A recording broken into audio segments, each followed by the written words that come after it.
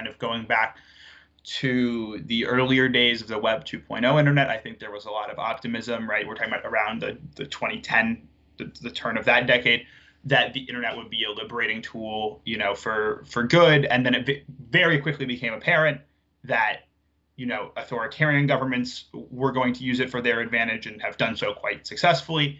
And that, companies also, right, have their own goals, which are sometimes at odds with human rights online, which have jeopardized them in some cases.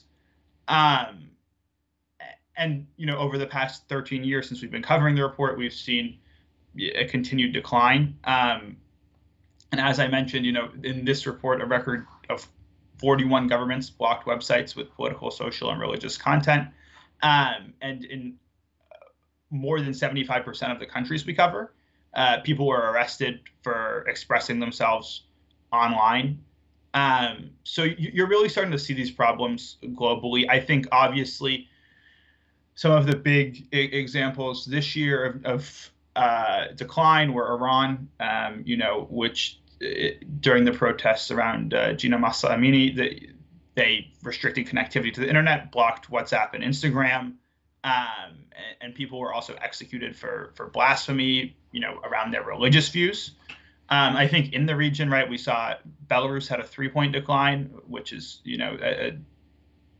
Belarus has seen a really large drop off, obviously, since the protests in 2020, when the government restricted the internet, and since then has launched a campaign to effectively, block all online media outlets, outlaw them, and arrest, anyone who criticizes the government online, with really pervasive surveillance as well. And then obviously Russia, had a 2-point drop. It's the lowest rated country in the Eurasia region.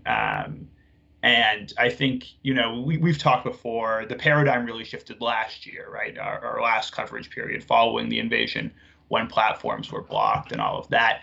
And this year we saw the consolidation of some of those practices in Russia, thinking about kind of the expansion of the foreign agents law, which can obviously target online media outlets and civil society organizations that operate online.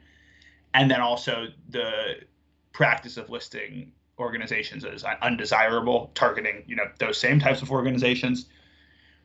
And then also on the path towards the sovereign internet, I think a lot of the measures that had been kind of were somewhat operational or operational to a degree are now becoming even more operational, right? We're seeing kind of more obligations for operators to actually install the SORM equipment and the TSPU equipment to, that facilitates blocking and surveillance, and high penalties in those cases. So those are just a few things that drove the decline this year.